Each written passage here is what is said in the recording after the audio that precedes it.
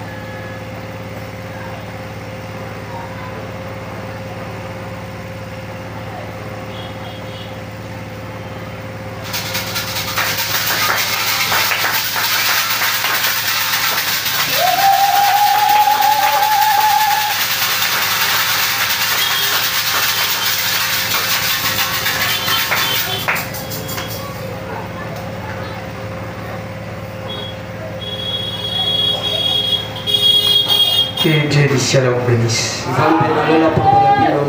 Je disais que l'Éternel vous bénisse. Est-ce que tu peux saluer ton voisin? Dites-le que Dieu te bénisse.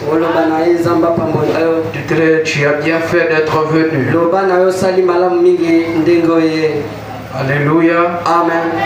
Alléluia. Amen.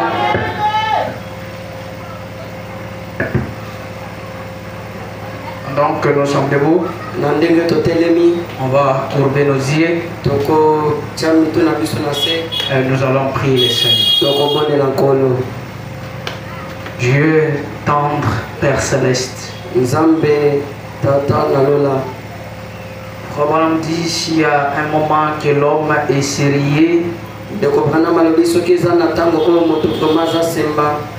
c'est quand il est dans la présence de Dieu. Je crois, Seigneur, étant tes enfants, nous avions commis des choses qu'il ne fallait pas. Nous nous retrouvons loin de toi, Père. Nos actes ne témoignaient pas ce que nous devrions le faire. Comme Paul nous dit, disait souvent que le mal que je refuse de le faire, c'est ça ce qui m'arrive de le faire. Mais le bien que j'ai toujours voulu le faire, Seigneur, je n'arrive pas à le faire. Quand le prophète est venu, il nous a dit que nous ne pouvons pas par nos efforts vivre à la parole de Dieu. Et nous devons que le vivre à travers Dieu en nous. On a dit c'est Dieu lui-même qui dit amène à sa parole. C'est pourquoi, Seigneur, nous t'invitons cet après-midi afin que tu nous donnes tes conseils à toi. Nous voulons réussir dans nos voies. Et pour que nous puissions réussir, il faut voir et savoir le voie de Dieu. C'est pourquoi nous sommes ici. Mais voilà le diable, Père. Il a retenu un bon nombre de frères afin qu'ils n'écoutent pas ses conseils. Mais nous savons, Seigneur, que la parole de Dieu, c'est quelque chose qui a la supériorité de toutes choses. C'est pourquoi ton l'ange de Dieu, nous t'envoyons là où tous les croyants se trouvent, là où tous les semences prédestinées se trouvent.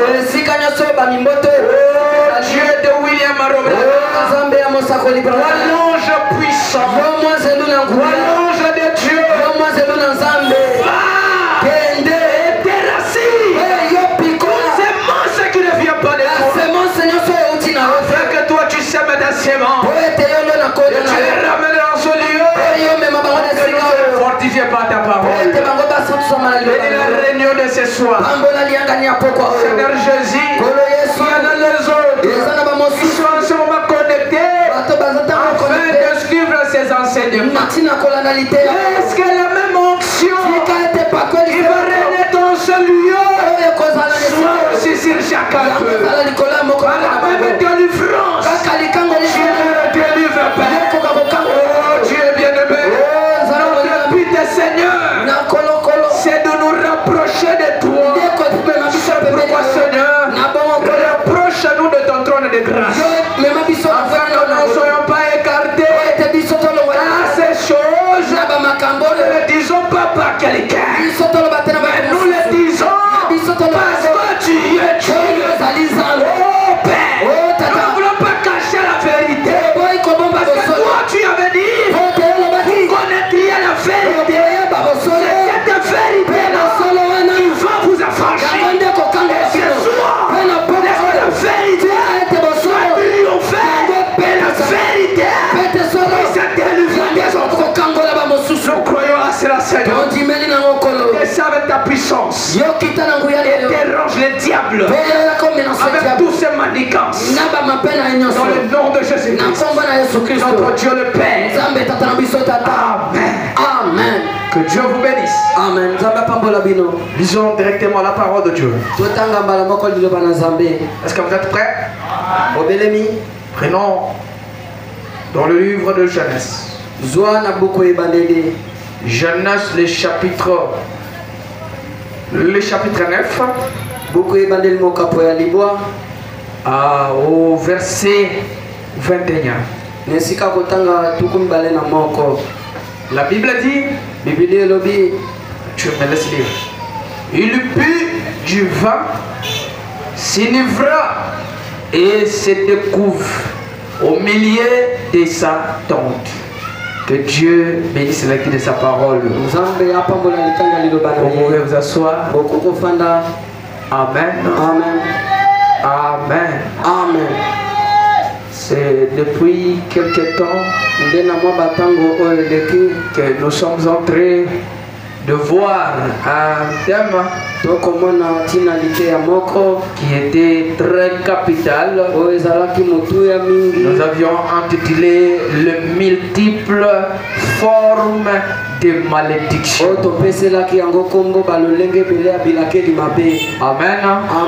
Dieu voisin, le multiple formes de malédiction. Les multiples formes de malédiction. Je les allais dire le multiple formes de malédiction. Pas le plus fort, les multiples formes de malédiction. De malédiction. C'est ça ce que nous sommes en train de voir. Le multiple forme de malédiction. Et depuis que j'ai commencé ce thème, j'ai reçu beaucoup des appels que les gens m'appellent, même à l'étranger. Pasteur, ça beaucoup, ça nous aide beaucoup. Et cela nous enlève dans les malédictions qu'on ne savait pas. Et beaucoup de gens, même ici dans l'avenir, ils ont mis leur vie à l'ordre. Il y a des gens qui m'ont appelé, qui m'ont dit, pasteur, ça c'est Dieu. Je crois que cela aidera aussi l'église que vous êtes. Notre but c'est de montrer que de différentes malédictions qui atteignent les enfants de Dieu,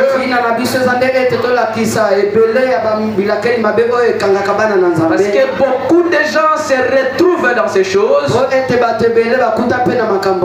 par l'ignorance, et ils accusent des fois l'église ou l'oncle ou quelqu'un d'autre, alors que c'était lui-même qui était à la base de tout cela. C'est pourquoi nous sommes là afin de vous empêcher que vous ne tombiez pas dans ces malédictions-là.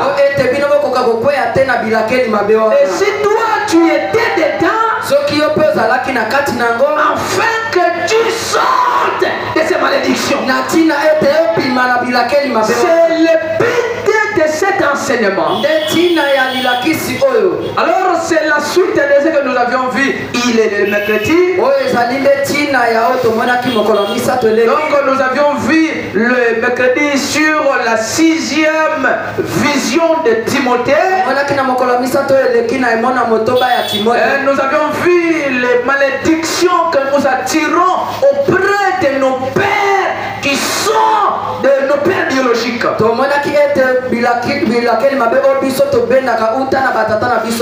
Et c'est pourquoi par la grâce de Dieu, on va essayer aujourd'hui aussi de voir la même chose. la suite de ce que nous avions parlé. Et c'est pourquoi je ne voulais pas que les gens manquent ces genre de choses. Le diable fera tout pour faire absenter de ça. Parce qu'après cet enseignement, les gens qui auront bien suivi cela, vous allez voir son impact dans la vie de croyants. Alors pour aujourd'hui, nous allons parler toujours, tirer de notre grand thème, les multiples formes de malédiction. Et aujourd'hui nous avions tiré dedans pour parler d'un sujet intitulé la honte parentale non couverte. La honte parentale non couverte.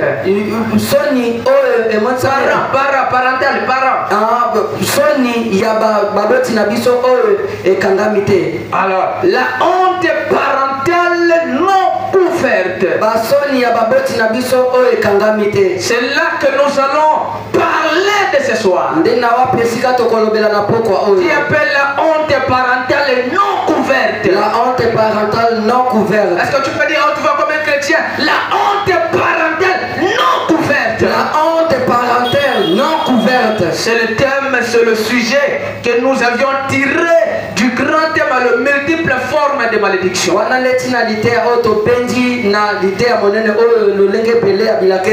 Est-ce qu'on peut attaquer? Est-ce que vous êtes prêts? La Bible dit ici, dans Genèse le chapitre 9, le verset 21, petit vin,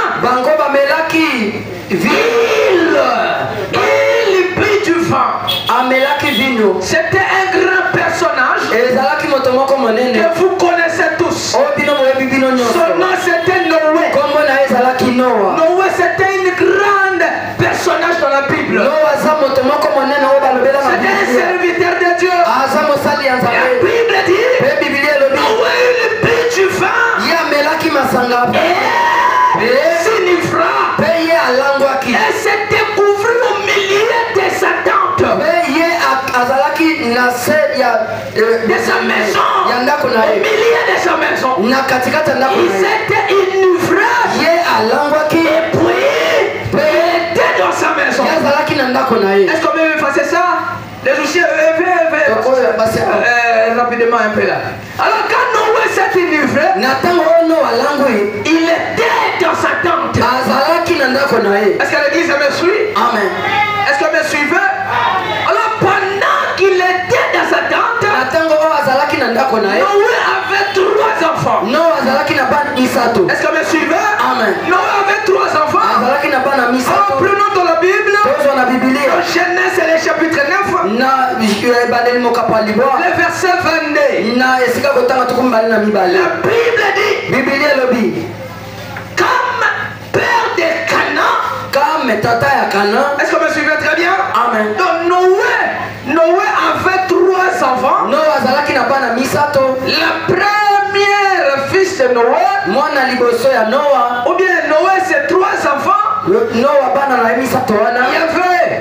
Can qui était le dernier. Est-ce que vous me suivez? Amen. Il y avait aussi Sem.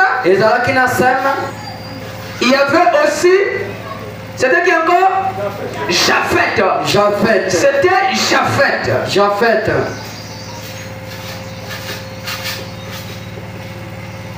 Alléluia. Amen. C'était 3 fils de Noé. Alléluia. Amen. Alléluia. Amen. Il y avait 3 fils de Noé. Il y avait Cam. Il y avait Sem. Et il y avait Japheth. Cam avait engendré Canaan. Est-ce que vous me suivez? Amen. Amen. Amen. Amen. Amen. Alors, il avait 3 fils. Azalaki na bana misato. Comme il avait ses 3 fils, Cam, Sem et Japheth. Lokola azalaki na bana misato Cam, Sem et Japheth. Il s'est enivré. La Bible elobi ete ye amilangwisi. Alléluia. Amen. Il s'est enivré. Amilangwisi. Et il est resté sous la tente. Est-ce que vous êtes là? Amen. Je ne veux pas que vous puissiez perdre ça. Parce que ça, ce sont des bases. Et que vous puissiez bien retenir ça. Alors quand il s'est enivré, il y avait ses 3 enfants. Comme Ève a vu que son père s'est enivré, et il s'est découvert qu'il était né. Au verset 22, Cam, père de Canaan. Ça dit Canaan. Comme ça. Père. Tata. Donc Cam, père de Canaan, vit la nudité de son père. Et il rapporta dehors à ses 2 frères. Alléluia. Amen. Quand Can est entré dans la maison, il a vu quoi? La nudité de son père. Est-ce qu'on me suivait? Amen. Et il est allé il a raconté à qui? À ses 2 frères. Je ne sais pas si vous me suivez. Ils sont ces 2 frères là. Est-ce qu'on peut répéter? Sem et Japheth. C'est ça. Je ne sais pas si vous me suivez. Il y avait ces 2 frères. Ce sont eux qui étaient restés. Il avait vu, il était seul. Au lieu de couvrir son père, il a commencé à propager le mal de son père. Il a commencé à vilipender son père. Mes grands frères, Sam et Japheth. Voilà ce que notre père a fait. C'est quel genre de bêtise? Ça c'est pas normal. Regarde ce que notre père a fait. Qu'est-ce qu'il a fait? Il s'est enivré dans la maison. Il s'est laissé vide. Il n'y a pas des habits. Je ne sais pas si quelqu'un me comprend. Je ne sais pas si vous me suivez. Alors, Sam et Japheth, quand ils ont entendu ça, ils ont entendu ça, ils n'ont pas fait ce que Cam avait fait. Est-ce qu'on me suivait très bien? Amen. Ils n'ont pas fait ça. Mais qu'est-ce qu'ils ont fait? La Bible dit au verset 23, alors Sam et Japheth prirent les manteaux sur leurs épaules. Est-ce qu'on me suivait? Amen. Est-ce qu'on peut lire? Marchèrent à reculant.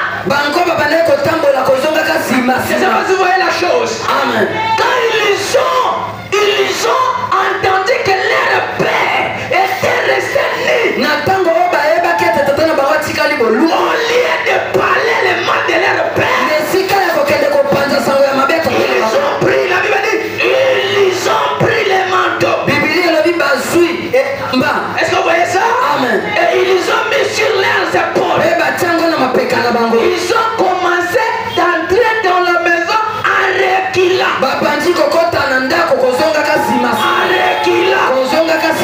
Que vous puissiez me regarder. Que vous voyez l'attitude de ces deux-là. Ils reculaient. Alors pendant qu'ils reculaient, ils ont croisé les pieds de leur père. Vous-même vous voyez que quand quelqu'un recule, il ne voit pas la nudité de son père. Est-ce que c'est la vérité? Amen. Parce qu'il reculait. Il n'y a pas moyen qu'il voie la nudité de leur père. Alors pendant qu'il reculait, sur leurs pieds, Ils ont compris que nous sommes arrivés. Ils ont pris la paix qui les était. Ils ont laissé derrière. Et leur père était couvert. Dis un peu, leur père était couvert. Leur père était couvert. Leur père était couvert. Leur père était couvert. Alléluia. Amen. Qui était leur père? Répondez-moi, qui était leur père? Alléluia. Amen. Alors, ils sont couverts. Quand l'ont couvert, alors l'autre là, lui là, ils s'en foutaient de ça. Alléluia. Amen. Alors, la Bible dit, lorsque Noé se réveilla de son vin, est-ce que vous voyez ça? Amen. Il a appris ce que lui avait fait son fils cadet. Qui était son fils cadet? Cam. Alléluia. Amen. Ce que Cam avait fait. Qu'est-ce que Cam avait fait? Quand il a appris que son père était né. Parce que son père était ivre. Il a commencé à parler sur RTN. Il a commencé à parler dans son église. Ça devenait une prédication. Une manière de montrer les gens combien il n'est pas bon. Je ne sais pas si ce genre de choses quelqu'un peut dormir. Parce que ce sont des sortes de bénédictions de l'église. Alléluia. Amen. Ne laissez jamais le diable venir pour que tu sois somnolé. Alléluia. Amen. Alors, la Bible dit, quand Noé s'est réveillé, il a appris que l'un de ses fils, son fils cadet, il avait vu sa nudité et il s'est moqué de lui. Écoutez, la Bible dit, Noé a dit, est-ce que vous voyez la chose? Maudit soit Canaan, qu'il soit l'esclave de ses frères. Non, attendez.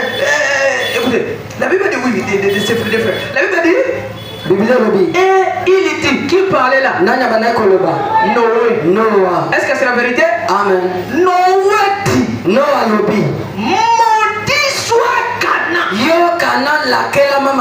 qu'il soit l'esclave des esclaves de ses frères. Voilà, qu'il soit l'esclave des esclaves de tes frères. C'est-à-dire, Dieu lui a réduit à un niveau bizarre. Alléluia. Amen. Et la question se pose. C'est lui qui avait vu la nudité de son père. Ce n'était pas Canaan. Alléluia. Amen. Mais c'était Canaan qui avait vu la nudité de son père. Pourquoi Noé? Au lieu de maudire Cam, il avait vu sa nudité. Il est allé maudire un fils qui était innocent. Est-ce que je peux avancer? Et Noé savait que Cam serait vieux. Quand Cam serait vieux, c'est lui qui doit prendre sa relève. Celui qui devrait le garder,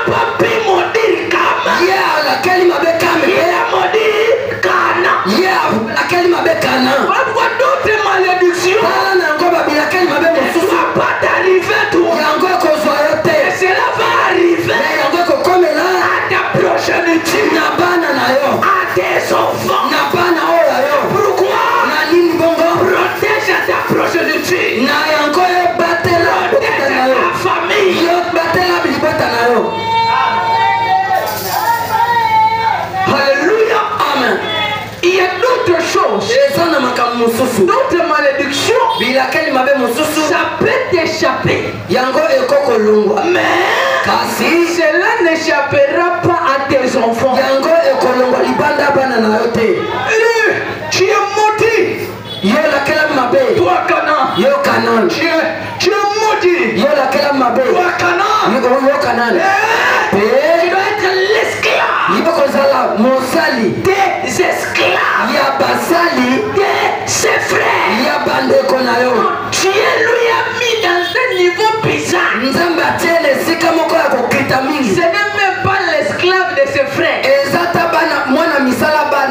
Je ne sais pas si vous voyez la chose. Il devrait être l'esclave.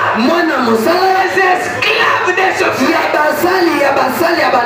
Tout ce que tu vas faire, tu vas pas réussir.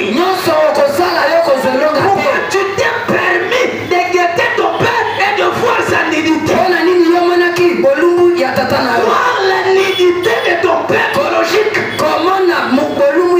Je veux parler. C'est une malédiction. Voir la nudité de ta mère. C'est une malédiction.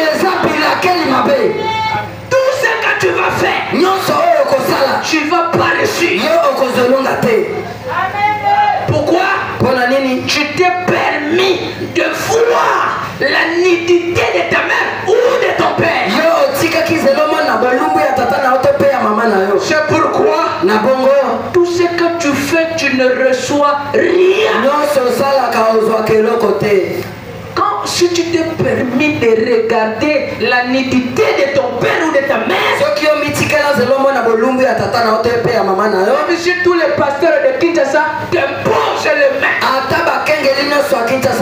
même s'ils prennent leurs pieds, ils posent sur toi, tu ne vas pas réussir. Mais je vous dis la vérité. Pourquoi? C'est une malédiction. C'est l'une des malédictions. Écoutez, je ne suis pas venu vous faire du bien. Je sais que ces choses-là sont difficiles. Mais laissez-moi les parler de cette manière. Alléluia. Amen. Alors, prenons Frère Branham. Frère Branham dit la question-réponse. Au paragraphe 158. Il y avait donc Cam, Sem et Japhet. Branham dit maintenant, comme lui s'était donné aucune peine pour cacher la nudité de son père. Est-ce que vous voyez ça? Amen. Au contraire, il a rayé. Et il s'est moqué de lui. Et Dieu a mis une malédiction sur Cam. Est-ce que vous me comprenez? Amen. Pourquoi il a mis la malédiction? Pour avoir regardé la nudité de son père sans essayer de le couvrir.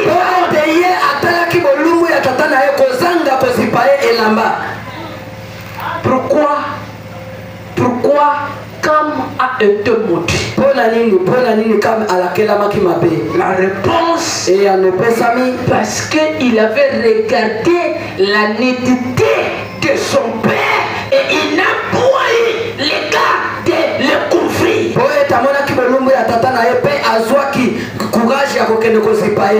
Et je vous dis la vérité, beaucoup se retrouvent dans ces choses-là. Voilà pourquoi il n'y a pas moyen qu'il évolue.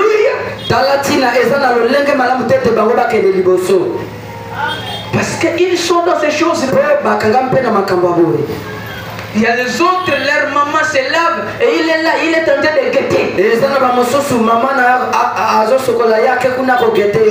si tu avais fait ça au village, il y a de cela 30 ans, tu es sous la malédiction. Il faut une repentance sincère. Voilà pourquoi moi j'aime le message. Je vous montre pas ce genre de malédiction. Seulement vous connaissez ça. Donc pour que vous ayez la connaissance, vous trouvez un moyen de quitter ça. Et j'aime le message. Parce que le message, quand il vous montre la malédiction, il vous montre aussi les chemins de s'en sortir. Alléluia. Amen. Donc même si tu étais maudit, le message te réserve un chemin. Moi je connais un homme. Il peut pardonner même les péchés. Je connais un homme. Il peut prendre même des malédictions. J'étais sur lui. Tellement tu les connais. Tellement tu y arroses. Jésus-Christ est le vivant. Branham ne saura pas. Allez faire des malédictions. Je ne saurais pas. Allez acheter des malédictions. Il y a quelqu'un. Il y a quelqu'un. Il y a des morts à la croix. Apporte tes malédictions. Une fois tu viens à lui, il est là pour te pardonner. Il est là pour te parler. C'est toi. Il y a un chemin. Il y a un chemin. Et tu peux te sauver. Et c'est Jésus-Christ. Amen. La honte parentale non couverte. Na bolumbu nae akangaki ete.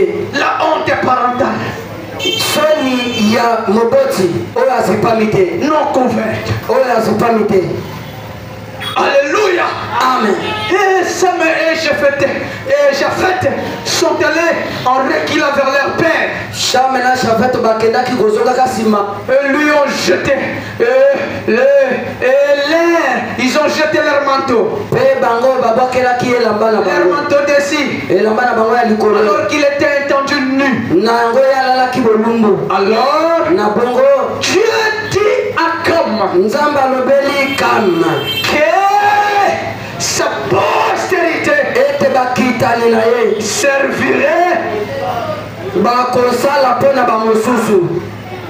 Sa postérité Bakitani na ye servirait les autres. bakosalela bamosusu. Venons de Genèse le chapitre 9 le verset 26. tozwi na mokanda ebandeli mokapa libwa nzela kota tukumbali na libwa. La Bible dit, Biblia elobi Noé dit encore, mpe Noa alobi lisusu béni soit l'Éternel, pambolama yawe Dieu de Sem, nzambe ya Sem Dieu de Sem, et que Canaan soit leur esclave. ete Kana azala mosali na bango. Est-ce que vous me comprenez très bien? Amen. C'est-à-dire la bénédiction de ton père a de l'impact. Mapamboli ya moboti na oyo eza na tina to mpe na ngenge. Même si il est un païen, Ata ayaza mopakano. même s'il n'a pas crié le message, Ata yandimela sango malamu je sais te. que c'est trop dur. Na yebi ete eza makasi. Laissez-moi vous dire la vérité. Mais etikanga na yebisa Je bino n'ai pas solo. besoin de vous cacher la Naza na vérité. bosenga komomela bino J'ai solo te. besoin de vous voir béni. Naza na bosenga komomela bino te La bénédiction bapambolama. de ton père, Pamboli ya tata na yo elle a une grande influence. yango eza na bokolengolama monene.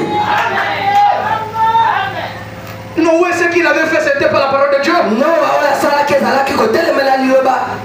Oui, il s'est enivré. Ye alangwaki C'était par la parole. ezalaki parole te. Et sa malédiction Mais bilakeli mabe na ye était restée intacte. yango etikalaki lolenge ekokaki. Non, non, frère. Aujourd'hui, nous avons les jeunes gens. Nous avons des écritures mal placées. lelo toza na bamakomi oyo etiami mabe. Frère, malédiction, ça cause. oyo bilakeli mabe ezanga tina Un illégence. yango eza kozangisa tina. Cela a une cause. yango eza na tina. Tu avais regardé ton oncle en train de se laver. otalaki noko na otata mpe Tu tata avais mwasi regardé asokolaki. ta tante en train de se laver. otalaki tatalaki Cela a une cause. yango eza na tina. Et quand elle te maudit, ntango oyo akolakela yo cette mabe malédiction doit exister. bilakeli mabe wana ekozala. Mais moi, je sais que vous n'allez pas vous dire Amen. nayebi ete bokoloba men te. Mais je crois que les élites diront Amen. me nayebi ete bapona bakoloba etikala bongo. Même s'il n'a pas pris le message, ata ye dois lui respecter. Il est ton père. Il est ta mère. Ne jouez pas. Que le Seigneur m'aide de dire ces choses-là. Écoutez, la Bible dit, Noé continue à bénir. Il dit que Dieu entende les possessions de Japheth qu'il habite dans les tentes de Sem. Nzambe ye apesa bofulukisi na Japheth oyo azalaki nandako ya Sem, et que Cana soit leur esclave. Ete Cana yazala mosali na bango. Ce soir, na poko que Dieu Nzambe te donne une étendue de possession. Nzamba pesa yo bofuluki monene ya kokela que Dieu donne pensement à une étendue de possession. Nzamba pesa bombeto malamu eteni moko ya kokela. Nous puissions aller de gloire en gloire. Biso to kende kembo likolo na kembo. Nous sommes Japheth. Biso to zaba Japheth. Nous sommes Japheth. Biso to zaba Sem. Nous sommes des Sem. Biso to zaba Sem. Nous ne sommes pas Can. Biso to za Kante. Non, qui a regardé son père. Oh la tala ki tatana. Il a craché sur Robert. Il a craché. Il a parlé mal. Il a injurié. On n'injurie pas celui qui t'a mis au monde. Il est ton père. Je vais parler. Vous n'allez pas m'arrêter. Ton père est à toi. Même s'il n'est pas dans ce message. N'ayez jamais honte de lui. Amen. N'écoutez jamais. Non, non, non, je ne peux pas là. Il est sorcier. Je ne suis pas le genre de pasteur qui sépare les croyants avec leur famille. Ça, ce n'est pas le message de Branham. Alléluia. Amen. Écoutez, la Bible dit dans Lévitique, le chapitre 18, le verset 7. La Bible dit, tu ne découvriras point la nudité de qui? Tu ne découvriras point la nudité de ton père, ni la nudité de ta mère. C'est ta mère. Tu ne découvriras point sa nudité. Si tu as déjà vu la nudité de tes parents, tu es maudit. Je ne peux pas vous cacher la vérité. Le petit, c'est une malédiction. Mais pasteur, là, j'étais un enfant. Si tu es dans ces choses-là, cherche le pasteur. Même si tu nous suis sur Internet, et il a dit que toi là-bas, tu as déjà vu la nudité de tes parents. Cherche ton pasteur. C'est le chemin qui va te faire sortir de cette malédiction. Dans Lévitique le chapitre 8, la Bible dit, tu ne découvriras point la nudité de la femme de ton père. C'est la nudité de ton père que tu vois. Ce n'est pas moi qui ai écrit ça, je lis la Bible. Il y a des frères. C'est de son père a 3 femmes. Mais lui, la plus jeune fille, c'est elle qui la convoite.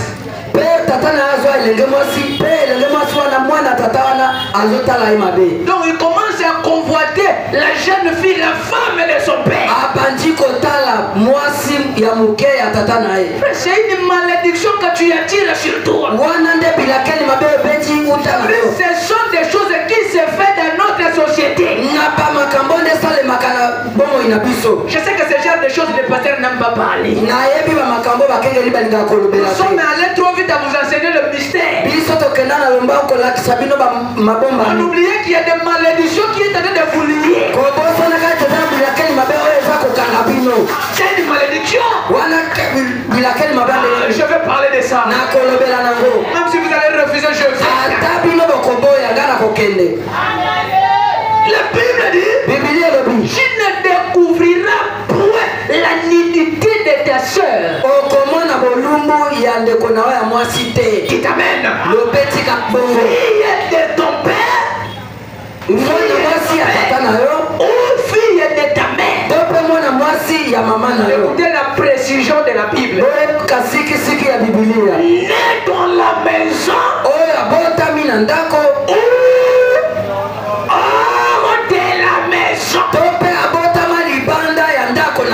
Non frère, mais moi je suis Moluba. Moi je suis Moluba. Mais celle-là son père, c'est il est de l'Équateur. Mais vous êtes sorti une seule mère. Tu ne peux pas découvrir sa nudité. Je vais parler. Est-ce que vous me permettez? Tu as déjà vu la nudité de la médecin. Tu es sous la malédiction. Même si vous le refusez, c'est pas grave. C'est la Bible qui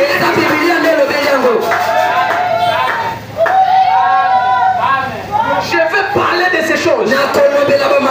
C'est la Bible, n'est-ce pas? Si tu as déjà fait ça, tu es sous la malédiction. Nous parlons sur les différentes formes de malédiction, n'est-ce pas?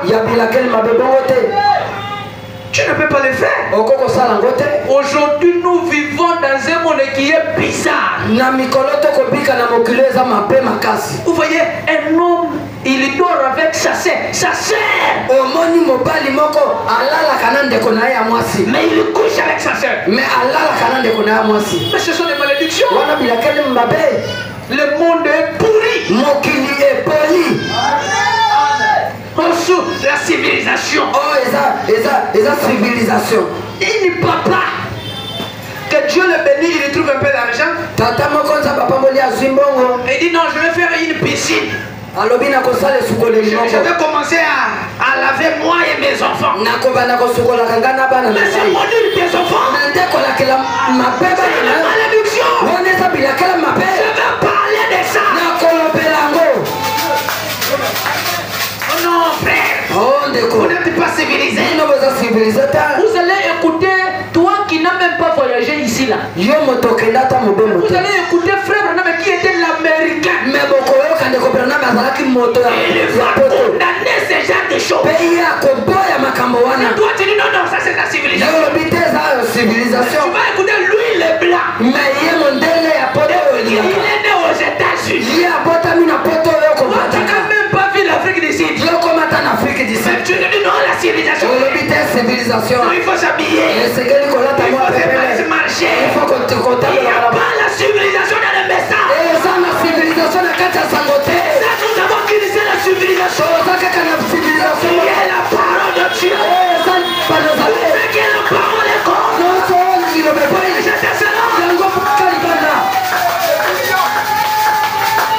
La civilisation est pourrie. Quelle civilisation que vous parlez? C'est démodé la civilisation.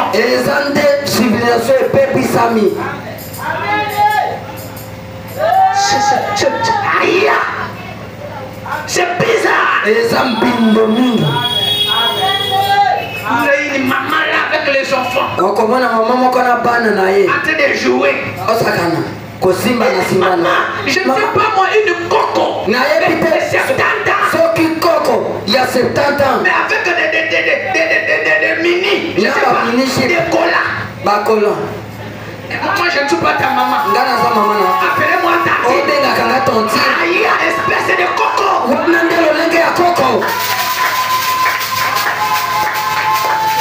Il ne peut me dire non, moi là. Nous sommes à Kinshasa, non? Nous sommes civilisés, frère. Des morts. La bonne chose, c'est le Fils de Dieu. Un vieux papa. Tu le vois dans sa voiture que des jeunes filles. Non, le monde est pourri. Il n'y a rien de bon qu'on peut attendre dans ce monde. Là, frère Bonhomme dit, dans crois-tu cela? Au paragraphe 47. Écoutez, la personne qui il était aux États-Unis. La personne qui est civilisée. Bien civilisé. Toi, quand tu dis non, non, moi je suis civilisé. Et pourtant, même ici à Kenya, là, tu n'as jamais été. Maintenant, tu te dis non, nous sommes civilisés. Écoutez, c'est lui qui était aux États-Unis. Lui qui était le civilisé. On est descendu là à la plage. Et là étaient étalées ces femmes qui confessaient avoir le Saint-Esprit. Les femmes qui confessaient avoir le Saint-Esprit étalées là, exposées devant les hommes. Ils étaient en quoi? En maillot de bain. C'est à l'université, non? Est-ce que ça fait quoi? Si je parle de la vie, ça change quoi? Nous sommes quand même à Kinshasa. Ces derniers temps, il fait chaud. On doit quand même prendre de l'air, non? Est-ce que même vous-même, vous ne voyez pas? Espèce d'impaillade. Je vais parler. Non, frère, vous ne voyez pas? Quand même, on peut quand même faire.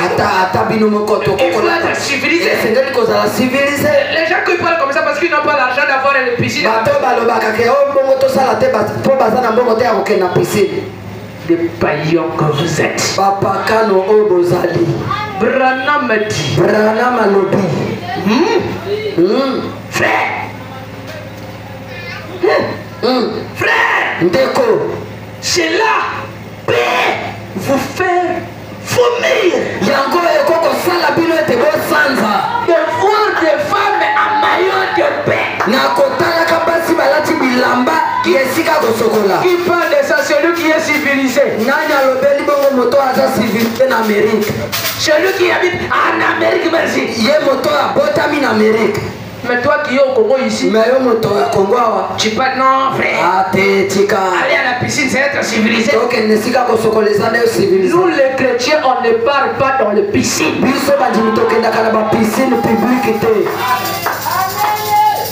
Alléluia. Amen. Écoutez, Branham a vu que vous n'avez pas dit Amen. Branham dit, je n'entends pas beaucoup d'amen ici ce soir. Il ne faut pas dire Amen. Branham comprenait que ces gens de prédication, les gens n'aiment pas. Mais je vais parler. Vous l'avez. Que tu refuses ou non, je vais parler. Branham dit, mais c'est la vérité. On dit Amen. Exact. Branham dit, revenez à la ligne de démarcation. Alléluia. Amen. Si vous voulez que Dieu revienne vers vous avec des bénédictions et des choses, revenez une fois de plus dans les bornes. Revenez une fois de plus dans les harnais. Prêchez l'évangile. Et tenez-vous ferme. Tenez-vous dans la parole de Dieu. Un chrétien ne se comporte pas comme un païen. Tu es en train d'attirer des malédictions. La vie n'évolue pas.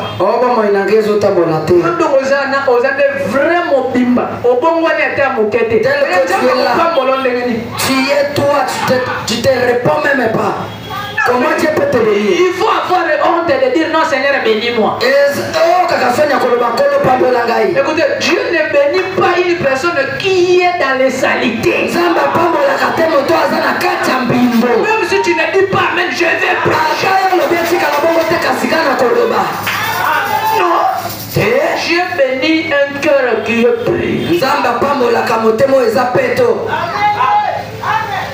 Quelqu'un qui cherche toujours des problèmes. Tu es dans les malédictions. Tu es allé d'accuser tout le monde qui est derrière toi. Un chrétien, il sait retenir sa langue. C'est pourquoi tu as attiré beaucoup de malédictions. Ça veut dire la bouche qui parle. Beaucoup c'est la bouche qui pêche.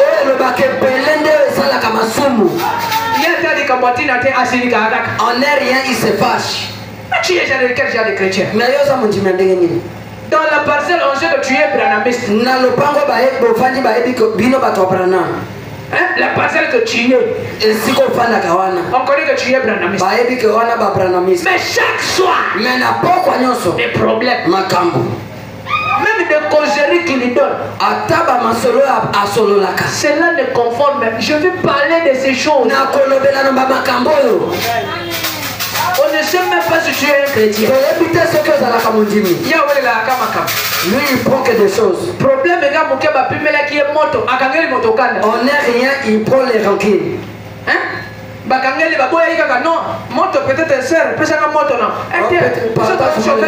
Non, on chauffe d'abord. Les mains se réveillent. Shalom.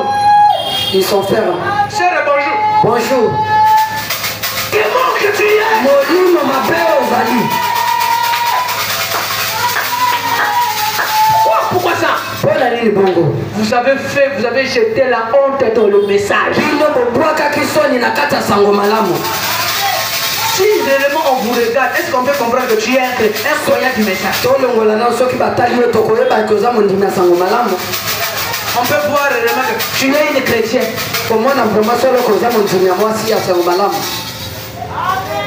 Que Dieu nous aide. Dans la bouche, il y a avoir soif de la vie. Et quand notre nation est arrivée au point où l'autre jour, je me tenais là et j'étais choqué. J'étais comment? Choqué. J'étais choqué. Quand dans ma chambre d'hôtel, qui est juste en face du YMCA, on était en train d'apprendre le rock roll aux enfants, aux jeunes enfants, dans le YMCA. Écoutez, Branham dit pas seulement là-bas, mais on enseigne même dans les églises.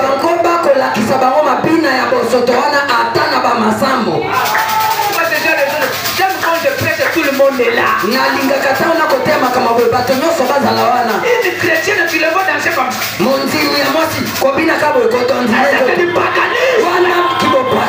C'est le pas le message de Branham. Je veux parler. Si tu revis, c'est pas. Même à l'église, les gens dansent de cette manière. Vous voyez, un choral qui chante comme Werrason. Omoni, chorale moko baimba kalokola bawera. Mopaso kati na kolo. Où c'est à l'église? Wapi na losambo. Pas ici à bonne semence. Awa na mumboto malamu te. Tu es venu pour maudire les gens, ou bien tu as des esprits de ton village, tu amènes ça à l'église.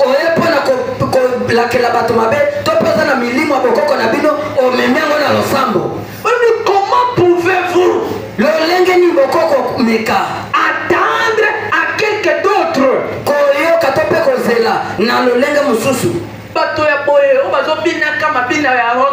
C'est genre de gens qui dansent des musiques bizarres dans l'église. Vous attendez quoi? C'est la nini. Oh, les jeunes là deviennent qui?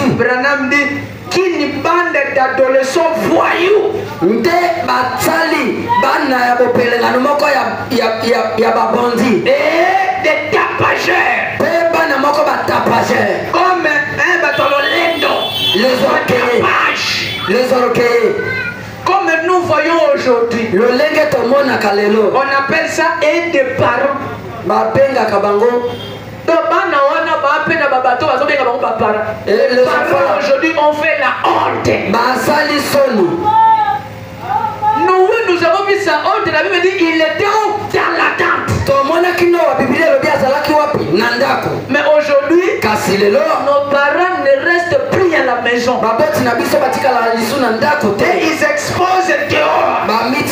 Vous voyez un papa avec des lunettes, avec sa voiture, avec une fille. Il ne faut pas m'appeler papa. Appelle-moi bébé. Oh, quel bébé que tu es!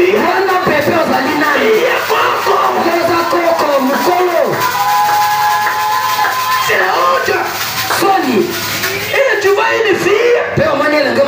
Montre que tu me vois là. Moi je n'aime pas sortir avec des jeunes garçons. Moi je n'ai pas papa.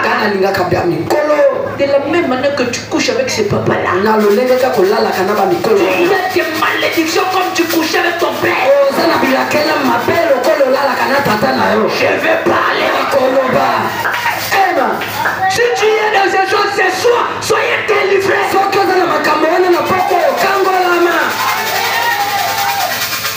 Parce qu'à cause des iPhones, à cause des iPhones, elle se donne le luxe de tout. Elle se permet d'aller partout. Et papa comme ça, tu n'as même pas peur. Il te regarde avec ses lunettes. Voilà. Je suis ton bébé. Et quand tu regardes le papa là, il n'est même pas à même l'âge que celui de ton père.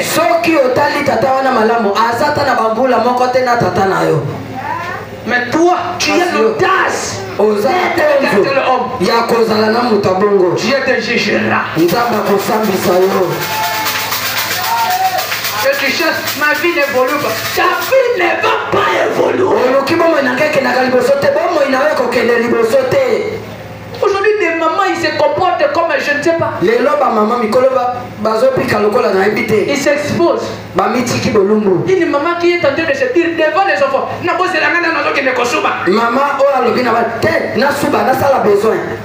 Vous ne voyez pas que le monde est pourri. Une femme est mature. Une mère ne fait partie des gens des choses. Nous, quand on grandissait, on ne savait pas que les mamans, les parents, ils font les besoins. Mais une maman qui n'a pas honte. Oh maman, tu n'es pas sur ta place. Je veux parler.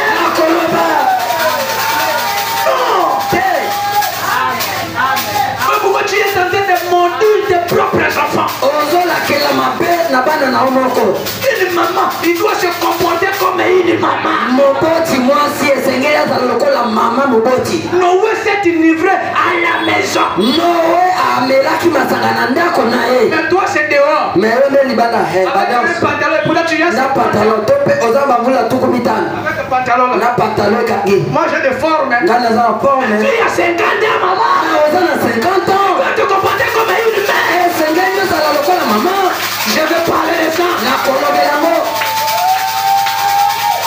Comment ça? Ce sont eux qui sont devenus en train d'exposer. Et ils n'aiment plus qu'on les appelle des mamans. Non, appelez-moi tantine. Toi, tu n'es pas. Non, les tantines là, ce n'est pas tata moi. C'est une genre que le rôle la camarade. Camarade. C'est la sorcellerie. Il veut t'envoûter. N'entrez pas dans ces jeux-là. Dans cet enseignement, on va écouter beaucoup de choses. Vraiment, on me dit, qu'est-ce qu'un parent moderne?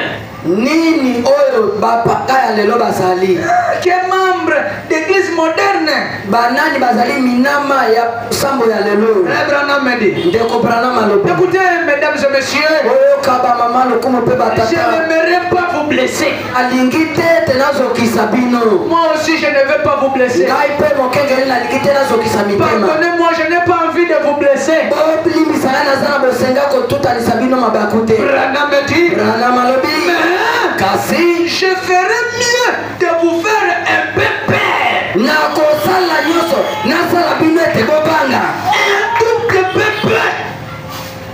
tout petit peu na mwa moke maintenant sikoyo au lieu que vous soyez perdus un jour en enfer nesika ete bino bobundisa mokolo moko na lifelo laissez-moi vous parler un peu otikanga nalobela bino moke un jour tu te sois pas retrouvé en enfer ete mokolo moko okende na lifelo te pour votre information mpona liyebisi na bino il y a un enfer qui existe eza na lifelo moko ezali il y a un ciel qui existe eza mpe na lola oyo ezali je suis en train de préparer vos âmes au ciel naza kobongisa bamiela na bino mpo ekende na lola la Bible dit bibili elobi cherchez premièrement le royaume oluka liboso mokonzi bien matériel viendra après mpe bamalamu nazotekola na nsima aujourd'hui toi tu vas être béni lelo oyo elingi opambola mais ta vie n'est pas correcte na bomoi na yo kokani te na liloba arrange ta vie obongisa bomoi na yo liboso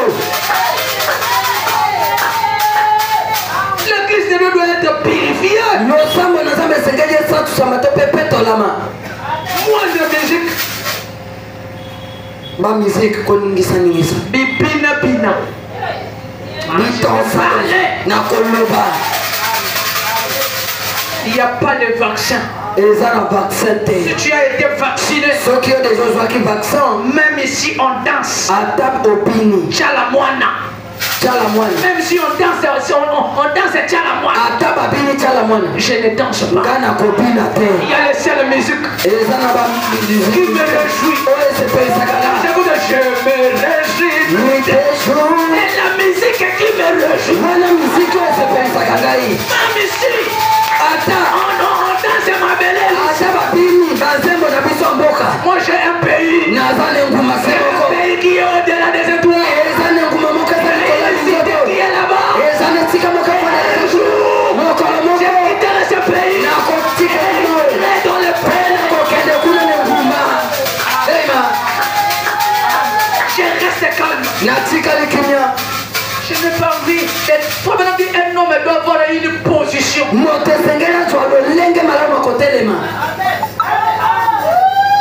tu n'as pas une position oza na lolenge te bayeba te je fais tout pour que tu ne te retrouves pas en enfer nalingi te te mokolo moko okende komikutama na lifelo et que moi ete ngai je ne sois pas responsable tala moto ya kozala na mokumba te vous voyez omoni je vous prêche toute la vérité nakoteya bino mosolo nyonso pour que moi je ne sois pas responsable anakweya elekweli te non ce jour-là mokolo wana j'ai dit à Lucien tu es allé là-bas okendaki kuna pourquoi tu as caché la vérité mpona nini okombaki solo non Seigneur Oh, je vous ai dit la vérité nalobelaki bango solo et même ils s'est maudit bango moko bamilakela ils ont vu la nudité de leur part bamonaki babolumba baboti na bango moi j'en ai pas honte nakozala na soni te je veux parler de ça nakolobela likolo nango je me dis aujourd'hui où trouvez-vous maman Branham alobi lelo okomona mama bipai wapi à habite dans un endroit de cartes. Nabisika basakana kama sana mbongo. Maman ozomona ye wana. Maman tu la vois, elle est là. Oki kama solo maman ozobeta na bis. Quand tu attends seulement les causeries de ce maman là.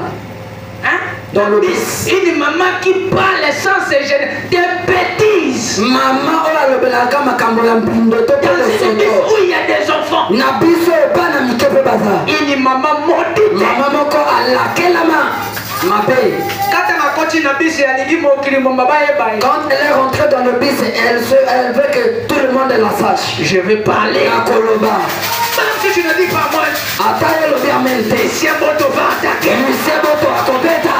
Aujourd'hui, où trouvez-vous papa? Et si quand on peut écouter papa dans une piscine. Naba piscine. En train de se baigner. Na kosokola. Non, c'est la civilisation. Ah ouais, la civilisation. C'est la civilisation. C'est la civilisation. Dieu m'a béni. Nzaba pambolanga. Et c'est la vie avec les enfants. Wana bomo yelongo na bana. Tu es en train de maudire tes enfants. Oh la keli mabeli kolo ya bana na yo.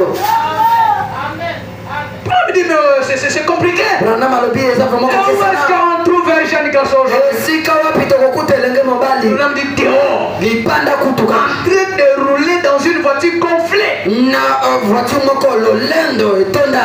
montra montant et descendant la route.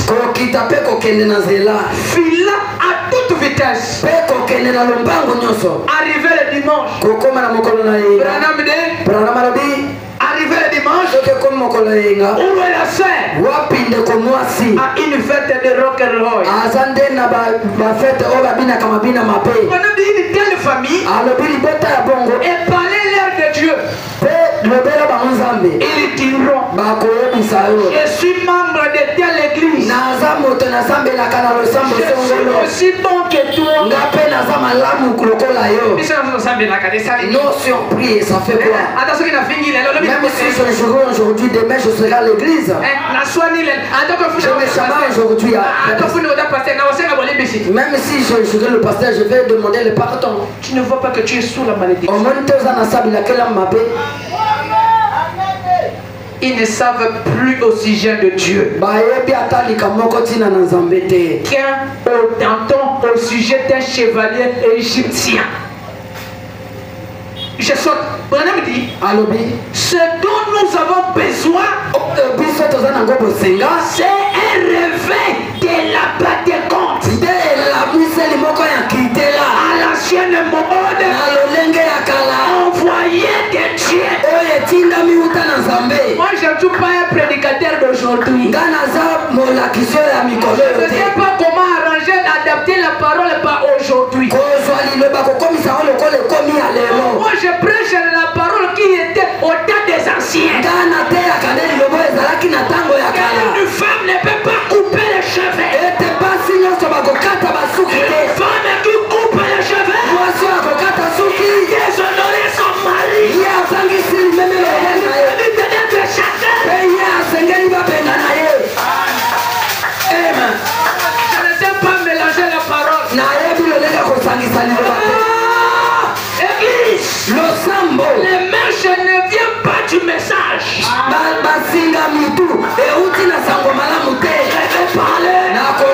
Je vais attaquer. N'ajoutez rien sur vos têtes. Si vous ajoutez, c'est le mélange. Et Dieu n'est pas dans le mélange. Pasteur, mais ta femme, la femme du pasteur, elle n'est pas le modèle. Je vais parler. À quel de nous il est au ciel et selon sa foi.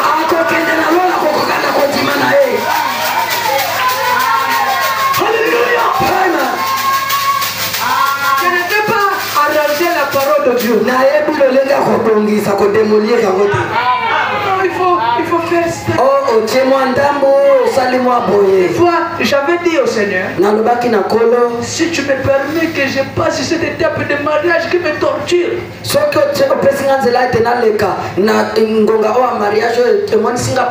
je te servirai dans toute la vérité. Et je ne cacherai jamais de ce que tu vas me donner. Même si c'est moi qui ai le sorcier, je vais parler que la sorcellerie n'ira pas aussi.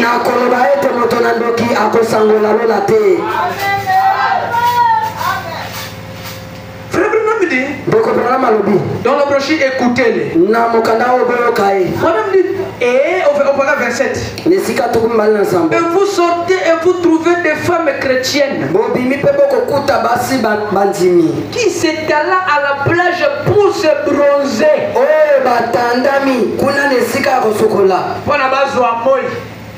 Eh bien, Madame dit, j'aime deux filles. Branham dit, moi aussi, Branham, j'aime mes deux filles. J'aime deux jeunes filles ici ce soir.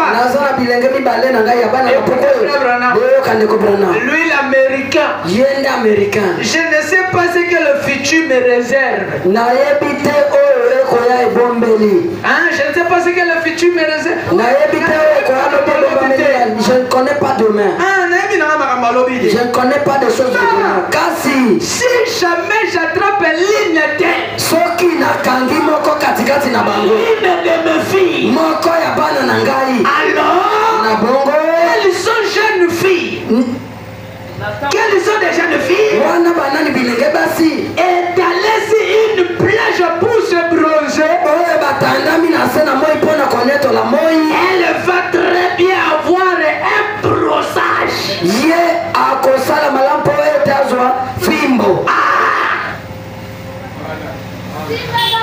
Amen. Elle fera. C'est la quête de la bénédiction. Donnez-moi un parce que ici, là, ils ont refusé avec l'air. Ça, on a refusé. Je vais toujours attaquer. Ils auront un brossage. Ça ne sera pas le brossage du soleil.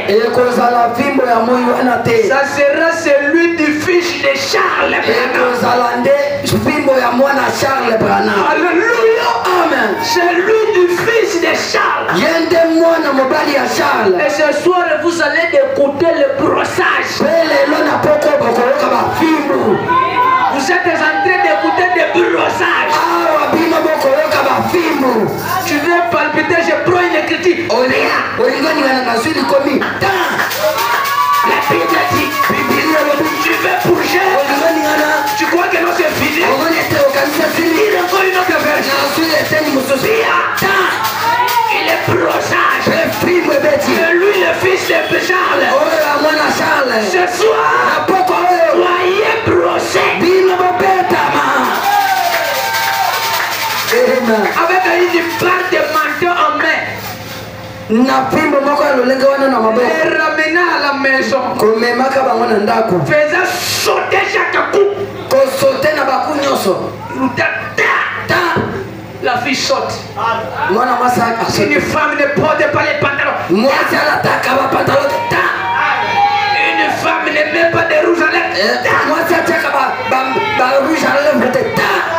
Même si tu refuses avec ta femme, c'est la vérité.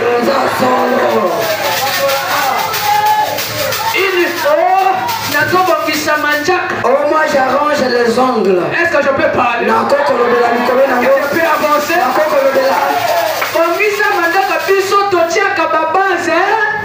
Arrange les ongles. Nous on ne met pas de base. Le message est fort. C'est la parole de Dieu.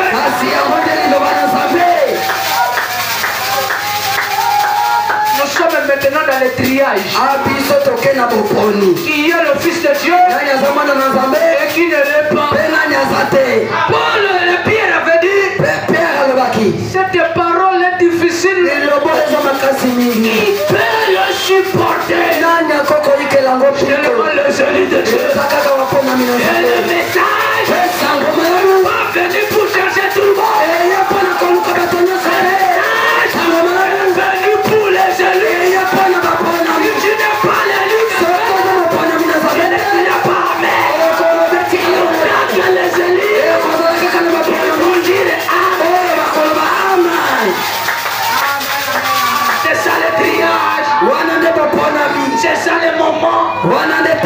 Il y a un temps, venez avec les pantalons, avec les rouges.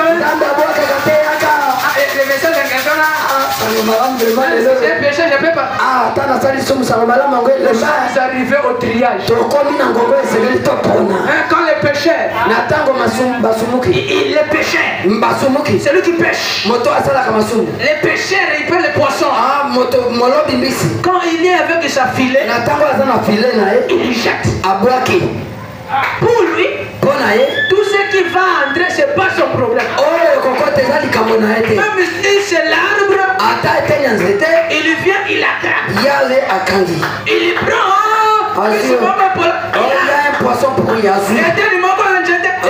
Un morceau de bois. Il va commencer à tirer. Il tire. Il tire. Quand il arrive, il commence à tirer. Toi, ce n'est pas l'arbre que je cherche.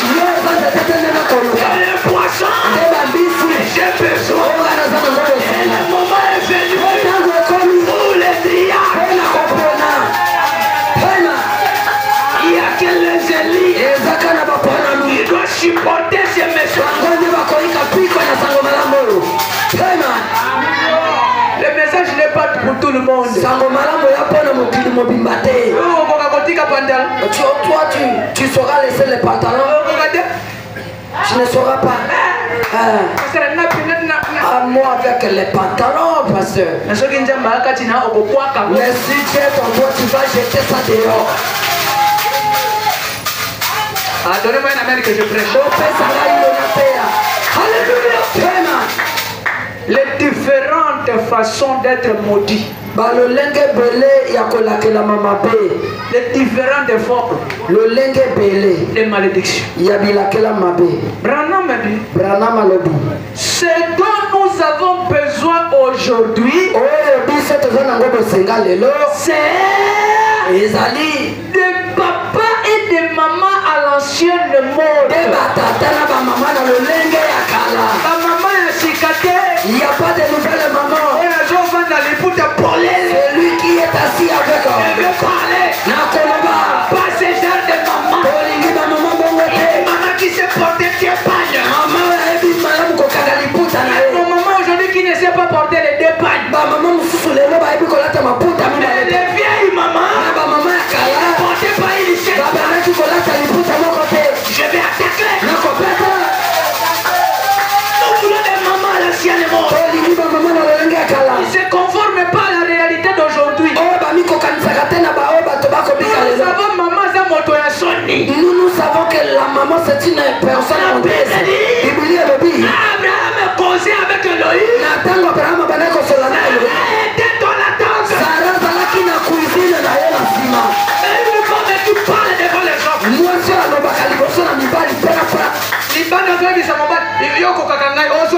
Toi tu ne supportes pas, revenez à la maison. Tu es maudit. Moi aussi je vais parler. On doit voir. On dit qu'il faut passer la zao.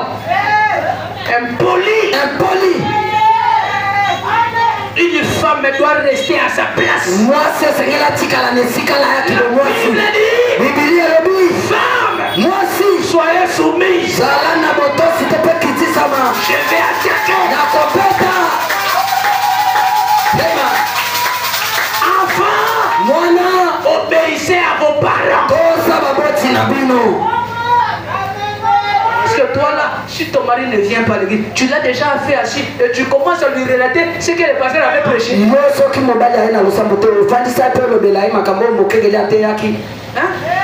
Chérie, c'est ce que le pasteur a dit aujourd'hui. Voilà ce que le pasteur a prêché. Laisse. Toi tu ne connais pas comment on laisse l'argent à la maison. Toi tu es un homme et toi. Il parle aussi. Je dois partir chez nous, tu vas pleurer. Va, on aura voir si on va pleurer.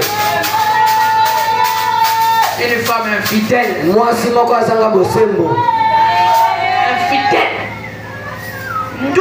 Ndumba. Je vais parler.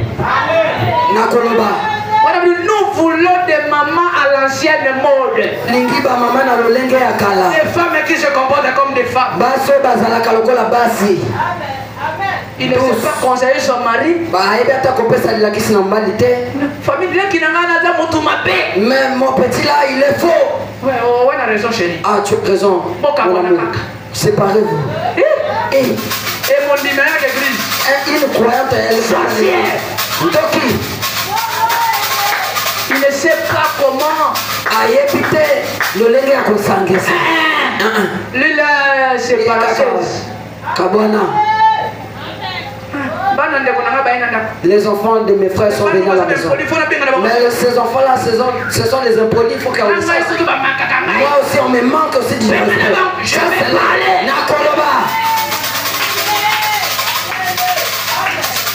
Que Dieu nous fasse grâce. Nous voulons des mamans et des papas à l'ancienne mode. Pas des papas qui sont là à s'exposer. Et les papas, tu les vois avec des petits culottes. Devant les enfants. Non, nous sommes civilisés. Un homme ne porte pas la culotte. Tu es tenté de le maudire. Moi je ne sais pas comment casser la vérité. Plus que nous avons besoin de magazines de véritables histoires rangées sur les rayons, à la place de la parole de Dieu. Là est la lire, la croire. Enseigner à ses enfants à grandir dans la crainte du Seigneur.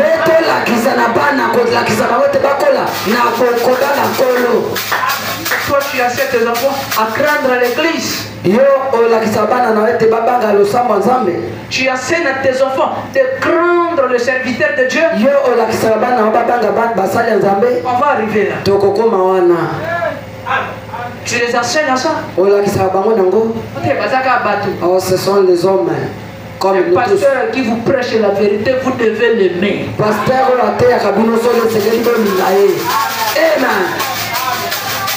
Il faut enseigner les enfants à craindre Dieu.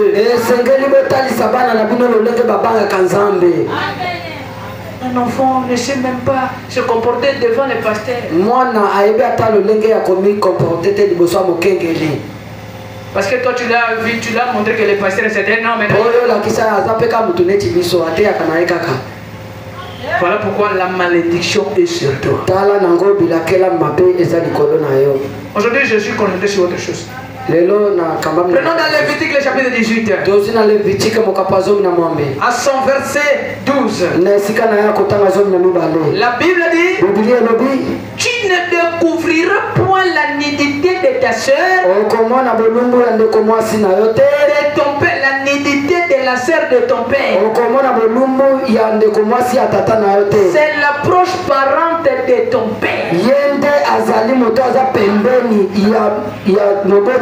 Est-ce que vous dites amen? Amen. Tu ne découvriras point la nudité de la sœur de ta mère. C'est la proche parente de ta mère. La Bible a comment makambo ya pambati. La Bible a écrit ces choses, c'est pas vain. Aujourd'hui le monde est pourri. Les hommes qui le polient. Mwana kasi azobi mana noko. Je dis que ce sont des choses qui est en train de se faire.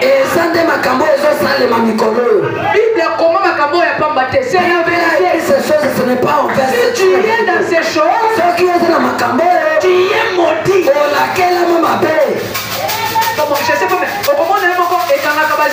tu verras, ça bloque de grossesse. Tu vois qu'une femme, bon, je n'ai pas dit tout le monde, mais ce sont des cas qui arrivent souvent. Elle met au monde. Ce sont des, il a fait des bêtises. Même si tu avais ça pendant que tu étais enfant. Mais tu t'es pas réparti. Cette malédiction est sur toi. Tu Tu vas chercher les sorciers qui m'ont sorcelé. Toi-même. La Bible dit, tu ne découvriras point la nudité du frère de ton père.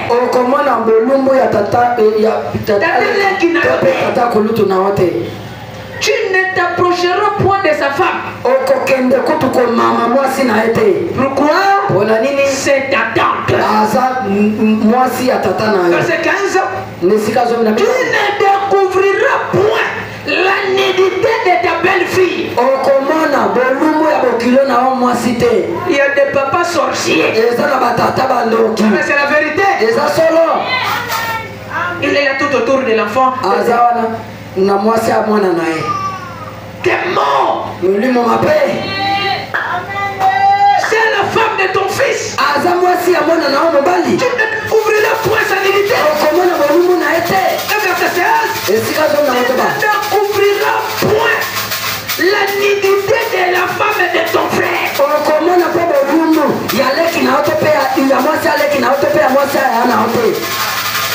Mon frère. Mais toi, tu es ma chérie, non? Toi, tu es ma chérie. Ça commence comme ça. Nous sommes les Bangala. Toi, tu ne sais pas que si seulement mon frère est mère, tu deviens ma femme.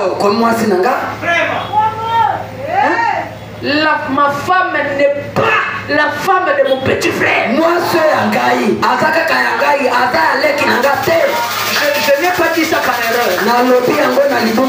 Ma femme, pas la femme de mon petit frère. Répète. Ma femme n'est pas la femme de mon petit frère. La femme de mon petit frère n'est pas ma femme.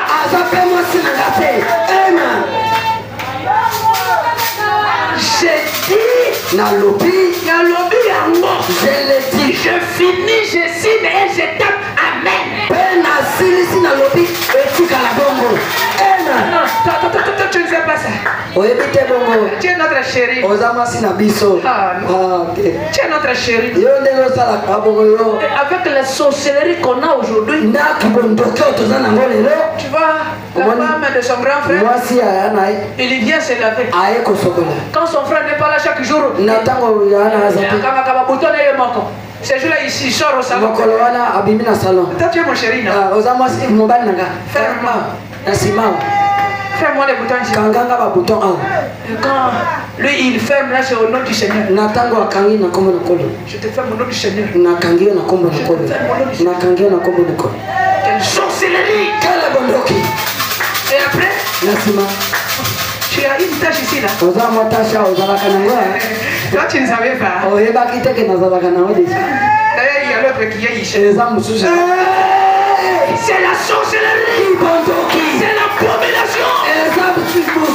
Dans le message, je vais parler. Tu es une femme mariée. Non, chez nous. Pas ici dans le message.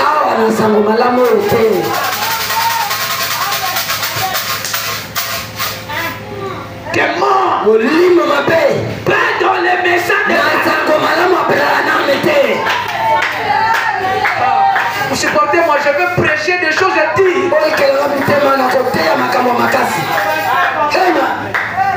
Vous devez être nettoyé. Branham dit, tu ne découvriras point la nudité d'une femme et de sa fille. Il y a des gens qui couchent avec maman et sa fille. La Bible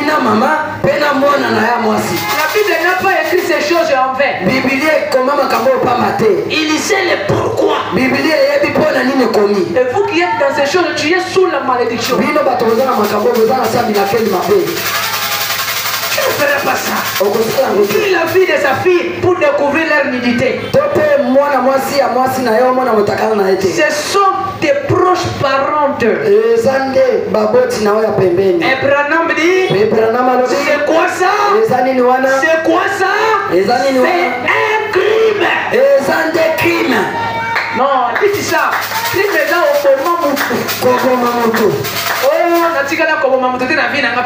je n'ai jamais tué dans ma vie. Mais le problème ne marche pas aussi longtemps que je ne l'ai pas tué. Coucher avec ta sœur. Mais c'est ça une malédiction. Et la Bible dit c'est un crime. C'est toi qui es je vais parler. Qui était vierge, la fille de ta sœur. Mais tu as déjà tué quelqu'un. C'est une malédiction. Si tu es dans ces choses, viens me voir au bureau. Sinon, rien. Vous allez voir qu'après cet enseignement, vous allez acheter des voitures. Vous serez purifiés. Amen. La Bible dit, tu ne prendras point la sœur de ta femme. Parce que vous avez compris quelque chose. La sœur de ta femme, tu ne la prends pas. Comme aujourd'hui, à Kinshasa, on a que chambre salon. Et la sœur, elle dort au salon. Et toi-même, tu te connais que la nuit, tu sors même 2 fois. Tu ne t'assois jamais la nuit. Tu sais que tu sors trop la nuit. Tu fais que des va-et-vient. Alors la sœur aussi s'est inivrée. Et il s'est mal comporté. Tu vois que toi tu passes. Tu regardes. Oh Seigneur, je ne peux pas regarder. Je dois quand même chanter pour avoir la force. Branham dit, mais le Saint-Esprit descend sur toi. Où y a les femmes? Non, je regarde seulement. Je ne vais plus regarder. Je vais chanter. Oh, il y a force. Il y a force merveilleuse. Ne regarde pas. Tu veux chanter, il y a force. Tu veux, tu retournes. Il y a force. Mais le fait encore de sortir, la chanson va changer. Ça va changer. Combien de temps toujours là? La chanson va changer. Il y a force, ça va changer. Conduis-moi, Seigneur. Oh Jésus, Jésus te conduit vers la péninsule de Gaza. Tu es maudit. Ne faites jamais ça.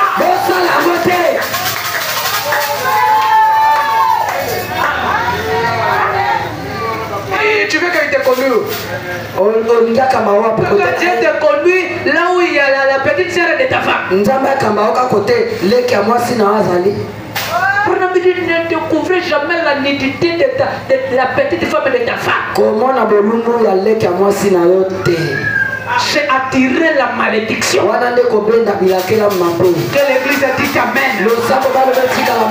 Alléluia. Lisons dans Deutéronome chapitre 27. Au paragraphe 20, au chapitre 20, le verset 20, au chapitre 27, le verset 20. La Bible dit, écoutez, maudit soit celui qui couche avec la femme de son père.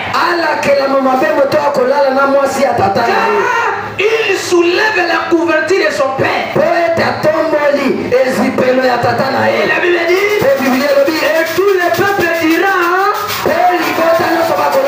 Amen. Tout le peuple dira Amen. La Bible dit, maudit soit celui qui couche avec une bête quelconque. Et tout le peuple dira Amen. Il y a des gens qui couchent avec une bête. La Bible n'a pas écrit ça en fait. C'est une malédiction. Écoutez, la Bible dit maudit soit celui qui couche avec sa sœur, fille de son père ou fille de sa mère. Et le peuple dira Amen. La Bible dit maudit soit celui qui couche avec sa belle-mère. Et tout le peuple dira Amen. Amen. Ce sont des choses qui se font. La Bible n'a pas tort d'écrire ça. Changer. Tu as besoin d'être béni. Retiens ces conseils ici. Écoutez, une autre manière d'être maudit. La Bible dit dans Exode chapitre 15, chapitre 21, verset 15. La Bible dit c'est lui qui frappera son père ou sa mère sera comment?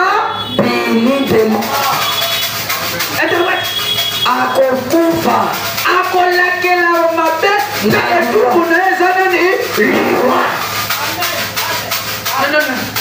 Tu n'as pas, l'enfant n'a pas le pouvoir de maudire ses parents. Non. Papa là il exagère. Oh papa les kisi. C'est toi qui es en train de te maudire. On ne maudit pas. C'est lui qui t'a mis au monde.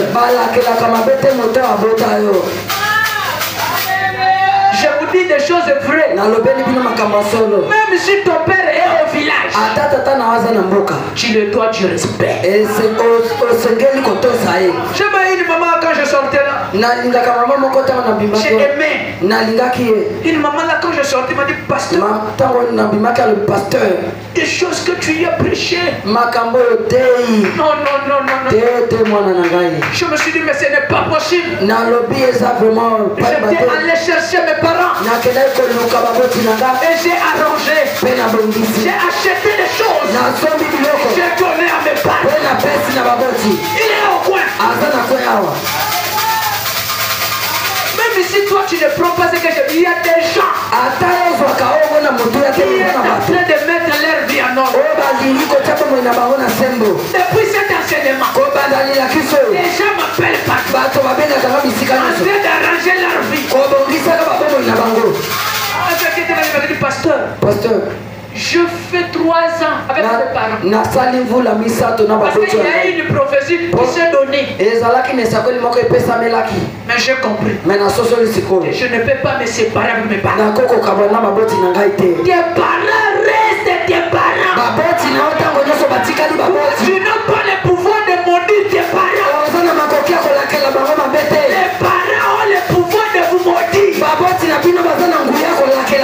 Même s'il n'est pas un chrétien, papa de Dieu a le pouvoir. Dieu reconnaît ce pouvoir. Je vous avais dit, si un parent te maudit, même moi le pasteur, je ne saurais pas enlever la malédiction. Surtout si tu avais maudit avec une cause. On avait dit il faut non? Faisons tout pour honorer vos parents. Pour honorer vos parents, vos progénitures. Un enfant rebelle. Exode chapitre 21, verset 17. La Bible dit celui qui maudira son père ou sa mère sera puni de mort.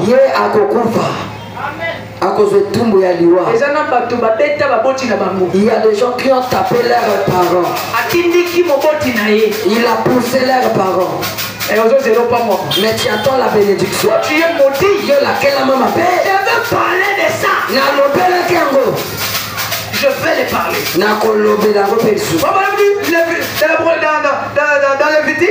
Dans le Lévitique, le chapitre 20, Le chapitre 20.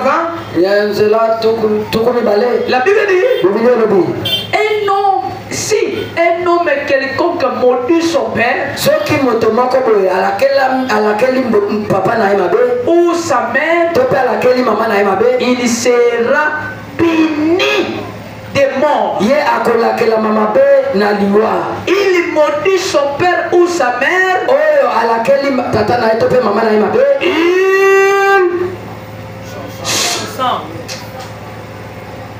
il maudit son père ou sa mère, son sang retombera sur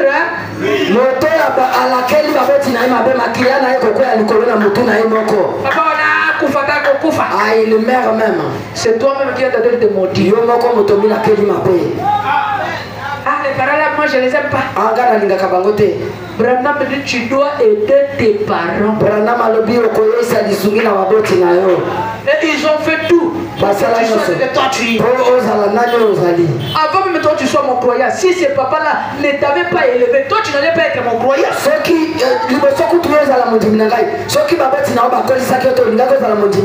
Ce sont des choses très difficiles pour un pasteur de dire. Je vous dis la vérité. Moi je ne vais pas mourir pour ça. Je dois vous dire la vérité. Et vous voulez être béni. Honorez vos parents. Toi, tu as peur quand un diacre t'appelle. Mais quand le papa, ton père t'appelle, tu es en train de bouder. Tu t'en fous. Tu le vois comme ton ami. Tu es sous la malédiction. Changeons. Que Dieu vous bénisse. Attendons de vous. Et tu brises la couronne sur les mains. La force est merveilleuse. La force est merveilleuse. Il y a force. Il y a force. Force est merveilleuse. Force dans le sang. Dans les sangs de l'agneau de Dieu. Il y a force. Force merveilleuse, force dans le sang précieux de l'agneau. Ako mama, alléluia. Ako mama, amen. Ako mama, alléluia. Ako mama, amen. Chacun de nous va prier le Seigneur. Tu as écouté beaucoup de choses. Et parle au Seigneur. Parle à Dieu. Prions au nom de Jésus-Christ.